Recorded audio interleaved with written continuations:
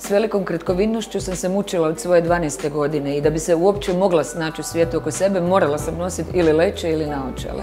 Nikad se nisam usudila čak ni leće ugurat u oči koliko sam bila strašljiva što se tiče oka. Međutim, doktorica Bilić mi je potpuno povjerenje ulila svojom energijom i nije bilo nikakvih problema, nisam razmišljala na 2 sekunde.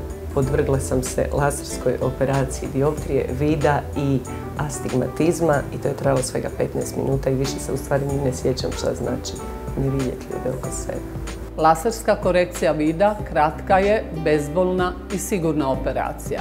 Primjenjuje se u svijetu već preko 20 godina, a lasikom, metodom koju primjenjujemo u našoj poliklinici, operirano je u svijetu već preko 35 milijuna ljudi. Uspješnost operacije veća je od 99%. Pozivamo vas da i vi odbacite naočale ili kontaktne leće u poliklinici Bilić Vision.